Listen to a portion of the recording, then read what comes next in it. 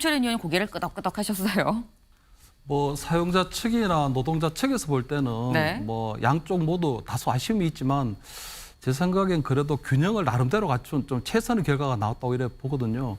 왜냐하면 그 노동자 측에서 얘기한 것처럼 올해 물가 상승률이 한 3.3% 예상이 되는데 네. 2.5%면 사실 실질 임금이 감소하는 거 아니냐는 그런 불만이 나올 수도 있습니다. 네. 하지만 지금 그 아시아개발은행의 우리 통계에 따르면 올해 우리나라의 경제 성장률이 1.5%에서 1.3%로 또 떨어지고 있는 상황이거든요. 네. 그래서 어떻게 보면 계속적으로 경기 침체가 가속화 되고 있기 때문에 이런 경기 침체가 가속화되면 자영업이라든가 소상공인들이 제일 힘들거든요.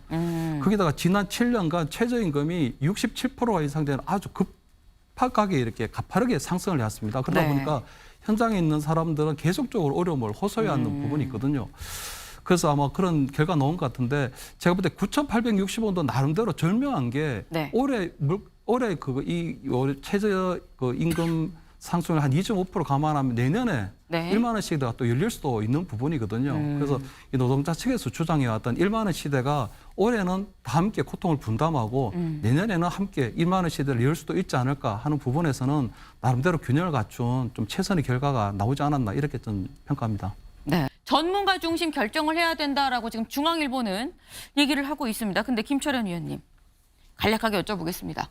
지금 모여있는 근로자, 사용자, 공익위원들도 다 전문가긴 전문가거든요.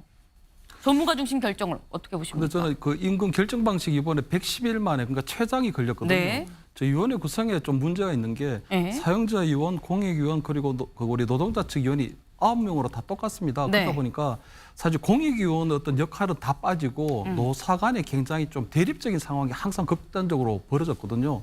그러다 보니까 이번에 공익위원들이 9,920원이라는 중간을 냈음에도 불구하고 네. 결국 1만 원이냐 아니면 노동자 측에서 주장하는 9,860원을 두고 투표를 하게 된 그런 꼴이 된 거거든요. 네. 그래서 사실은 지금 이런 상황이 되다 보니까 그런 좀 그 위원회 구성에 대해서도 조금 다시 한 번 더 심각하게 고려할 필요가 있고 두 번째 저분들이 과연 최저임금을 결정할 대표성을 갖고 있냐는 부분도 있습니다. 왜냐하면 저기 있는 분들이 다 시간당 최저임금을 넘게 받으신 분들이거든요. 그래서 실질적으로 소상공인의 목소리 그리고 노동자의 목소리 전혀 빠져 있는 채 저분들이 들어와 있는 부분이 있기 때문에 그런 대표성에 대한 문제. 그리고 이번에도 보면 최저임금이 서울하고 지방이 똑같습니다. 네. 근데 서울은 생활비가 비싸고 지방 중소도시는 아무데나 저렴하기 때문에 그런 부분들이 지역별로 그리고 업종별로 좀 돼야 되는데 그런 부분조차도 논의가 안 됐거든요. 그래서 차제에는 최저임금위원회 저 운영 방식에 대해서도 그리고 결정 방식에 대해서도 진지하게 좀 제도 개선을 해야 할 필요가 있지 않나 이렇게 생각합니다. 네. 업종별, 뭐 지역별 등등등 뭔가 좀 더 세밀하게 차등을 둬서 논의하는 방안이 필요하고 위원들 구성도 좀 다시 한번 들여다볼 필요가 있다라는 말씀을 하셨습니다.